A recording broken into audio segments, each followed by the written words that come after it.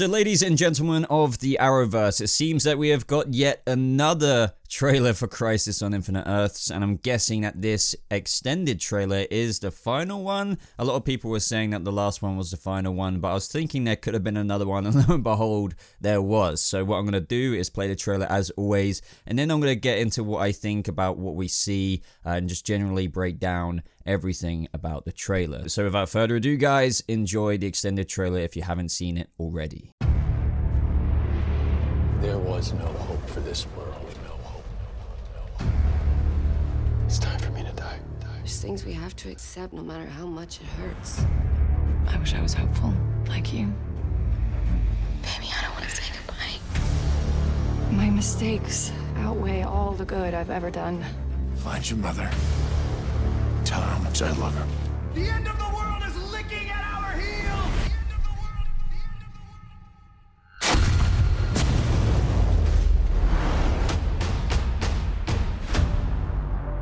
They're gone.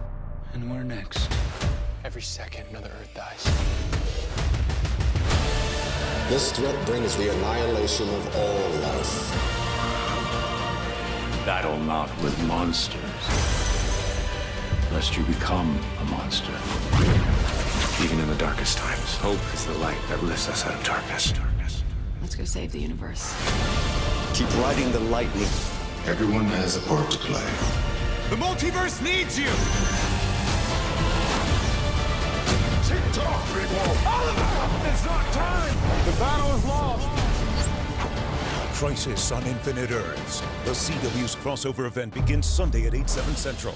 So yeah, it should go without saying that was that was impressive. It's not like it wasn't good. That was amazing. I think we all have to agree that this crossover event does look like it's going to be probably one of the best things to ever happen on TV, and that's not biased or anything. But no, seriously, really cool trailer. A little bit of reused footage from what we kind of already know. I think they're keeping a lot of cards close to their chest, just in terms of, you know, they don't want to give away too many things. And plus, you got Mark Guggenheim over on Twitter saying and teasing lots more things. For example, how there's at least 6 unannounced characters in the first 3 hours of Crisis, among many other things. Like, so if you think we've seen a lot, apparently we haven't seen nothing yet. However, I'm still gonna say that I think that they should have shown the Anti-Monitor in this trailer. I mean, I know they technically did show like a silhouette or a shadow, if you will, of the Anti-Monitor, but come on, why are you holding him so close to your chest, CW, when we've already got a photo of him? I feel like just even not showing much of him, like a zoom in to the Anti-Monitor's wrinkly ass face,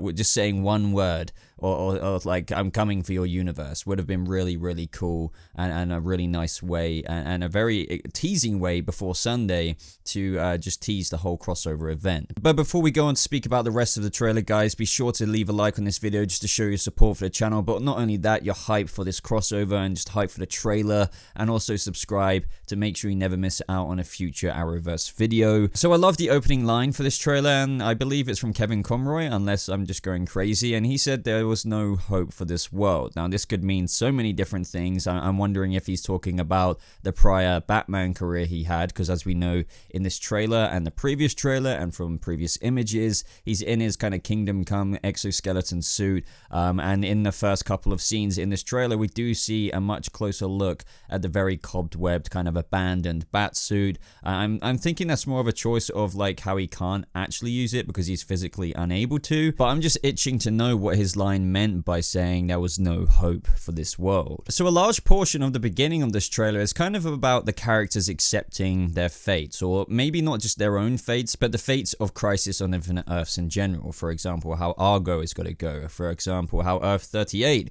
is going to get completely decimated by antimatter. For example, how Barry Allen is going to die. It's not the first we've seen of that. This is also mirrored, I believe, on each of the shows. For example, how Oliver Queen still low-key thought that he could somehow get out of dying in Crisis, and only up until the most recent episode, he's been like, right, I kind of accept it, and I'm kind of moving forward with this. Same with Barry Allen. He's been trying to prepare Central City for a world without the Flash, Flash. And that's really nicely reflected in these scenes here between Iris and Barry, which I believe is on the Wave Rider. He's saying, well, it's time for me to die, Iris. And she's just like, no, well, maybe I don't want you to.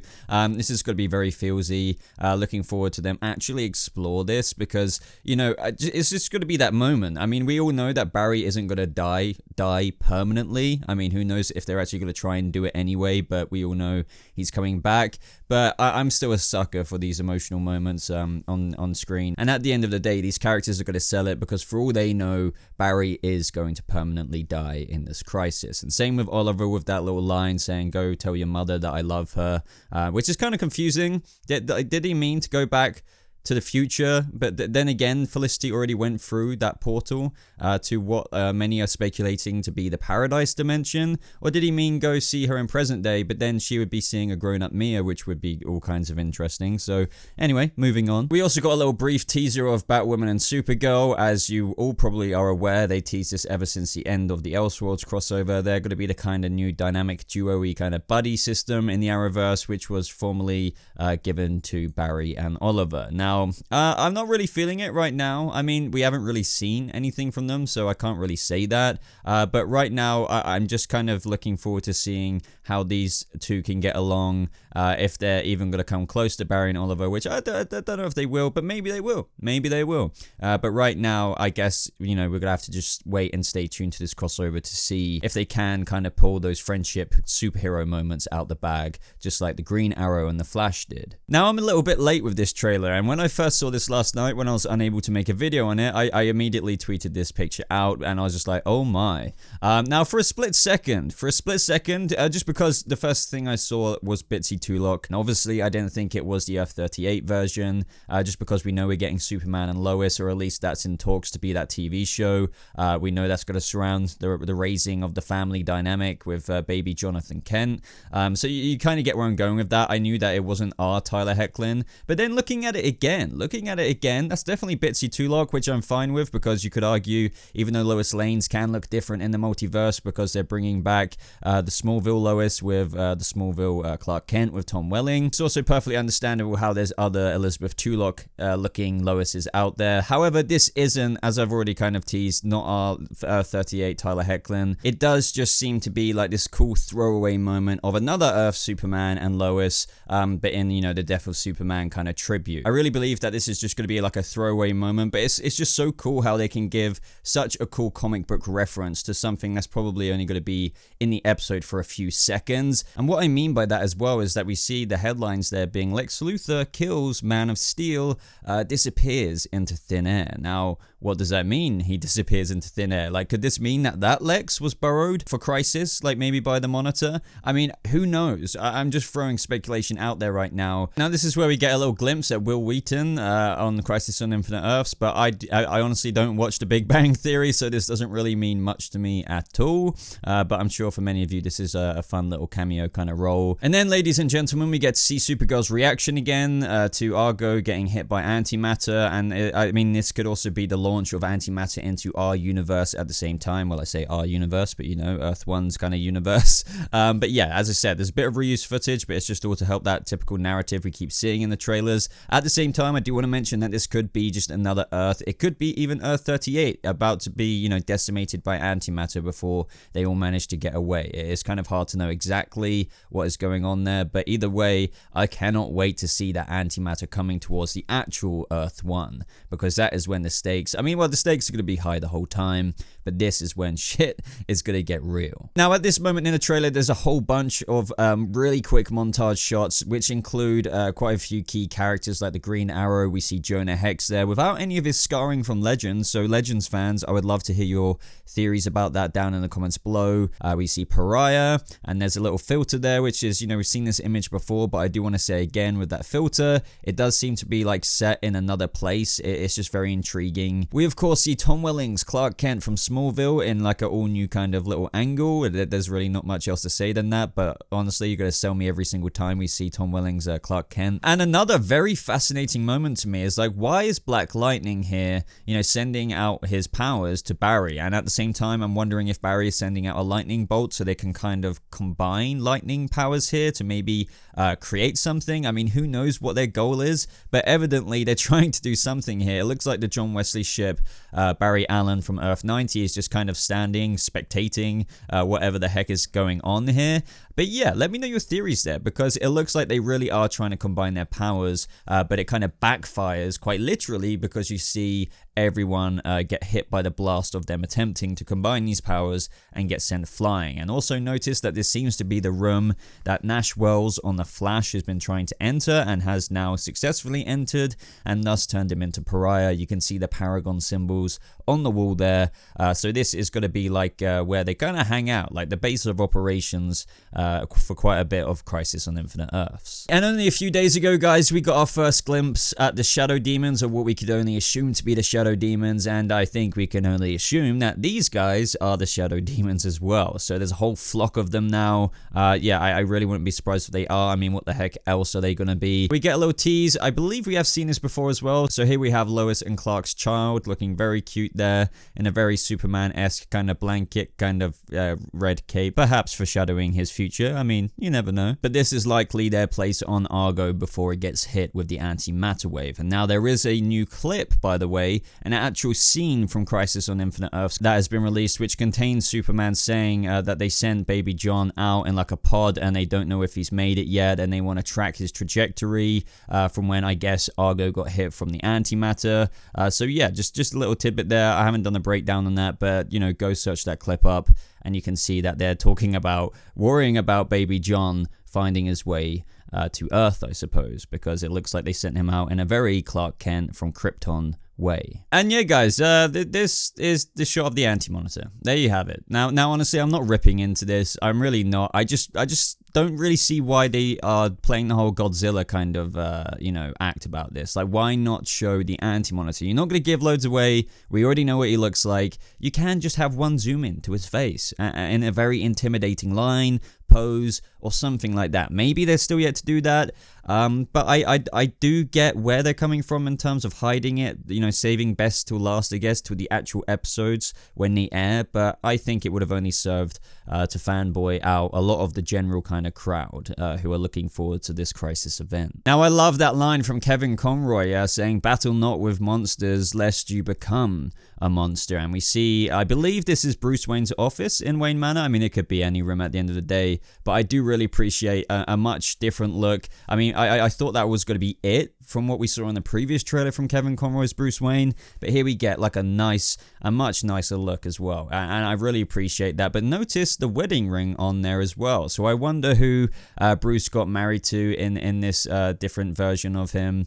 Maybe it was Selena Kyle, maybe it was somebody else. Maybe we'll get a little Easter egg of that, man, and then maybe his wife isn't even around anymore. We're gonna have to wait and see. I really do hope we get little Easter eggs like that amongst many other Easter eggs, because we can't forget, just because this guy isn't suited up, I mean, he's in an exosuit, but just because this guy isn't in that cobwebbed up Batsuit anymore doesn't mean that this guy isn't still the Batman. This is a guy who's been the Batman for many decades. I mean, this is an older version of Bruce Wayne. A lot of you pointed out in my other trailer breakdown, by the way, which is why I want to talk about this now very quickly, is that they both seem to recognize each other. I mean, you could argue that Kate Kane just assumed that that was Bruce coming down the stairs, so that's why she said Bruce. So you could argue that she doesn't recognize him, but he definitely recognizes her as Kate. So I'm just going to say they both recognize each other. And the good news about this is that it means that even though this version of Kevin Conroy's Bruce Wayne here is a much older version of Bruce Wayne than the one on Earth 1 that Kate is used to interacting with, but he's been missing for about 3 or 4 years now, it still really heavily implies that Kevin Conroy's Bruce Wayne is also Bruce Wayne on Earth 1. Meaning, yeah, Kevin Conroy is the Batman on Earth 1, but, you know, a few decades younger, or maybe a couple. So to me, as a fan, I just thought that's a really nice thing to ponder in my imagination. I mean, it's not like we're going to see Batman running around on Batwoman on Earth 1, other than just very vague, shadowy kind of images like they did in episode 1. But it's really cool to put a face under the cowl, and for that face to be Kevin Conroy. So yeah, just a little tidbit there, guys. A little fun fact, even though that's technically not a fact, but as I said, the fact that they recognize each other kind of spells out to me that Kevin Conroy is the Batman on Earth 1. Now we also see Black Lightning here charging up these kind of pylon-y kind of things that seem to be connected to that, you know, cosmic treadmill looking kind of treadmill, if you will. But either way, there's a line in this trailer where we hear him say, "Keep riding the lightning." Now, I've theorized for the longest time, even though it would be a bit of a cop-out, if, you know, where the monitor says that the Flash needs to die, doesn't mean that it has to be Barry Allen from Earth 1. You know, it could be the Barry Allen from Earth 90, whose world already got effed over by the Monitor in Elseworlds, you know, because he was looking for heroes for Crisis, and he didn't care if, like, you know, an Earth got destroyed as a result. It really didn't bother him. So what does this Barry Allen have left to lose? Plus, he's kind of an older Barry Allen, so, you know, he could take the fall. Now, I'm not saying he is going to die in the Barry Allen Crisis on Infinite Earth style, but I'm just wondering if, you know, Black Lightning is powering up that treadmill. They were trying to connect their powers. Maybe they're trying to figure something out.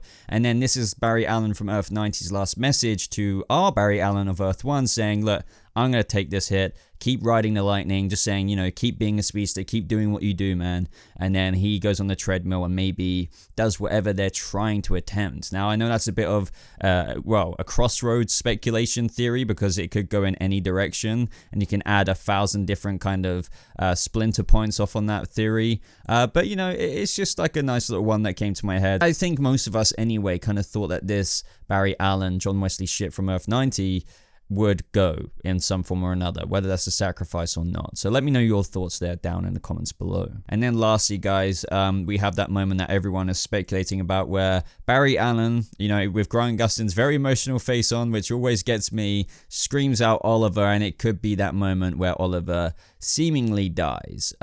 Honestly, I can't really offer much more thoughts on that because it could just be a moment in an episode where Barry shouts out Oliver for another reason, but it seems to hold a bit more emotional and gravitational weight than that. So yeah, I'm really not prepared for that scene because I know they don't get all the time in the world together on these shows, Barry Allen and Oliver Queen, but seeing, you know, the Flash and the Green Arrow share a moment where the Green Arrow dies, I think that is going to be something to remember, to say the least. So that was basically the trailer, guys. I know this was a bit longer of a breakdown, but I hope you enjoyed it anyway. Sorry I was a bit late with the Crisis extended trailer breakdown, but as I said, if you did enjoy it, you know, leave a like on it, and also to just show your hype for the Crisis on Infinite Earths crossover in general. I would really love to start a conversation down in the comments below, so pour out all of your theories, all of your speculation as to what you think will happen, especially based on what we saw in this trailer. Let me know if you could figure out anything I was wondering about. As always, everyone, if you want to get more hyped for Crisis on Infinite Earths, you can do so by chatting with me and other subscribers in my Discord server. I'm pretty active in there, and it would be great to nerd and kind of speculate out about all kinds of theories with Crisis. So hopefully I'll see you in there. If you're looking for that server invite link, it will be in the top pinned comment. Check out my past couple of videos appearing on the screen now, and that is absolutely everything, guys. So thank you so much for watching. I hope you all have a lovely rest of your weekend, I guess, and I'll see you in the next video. Goodbye.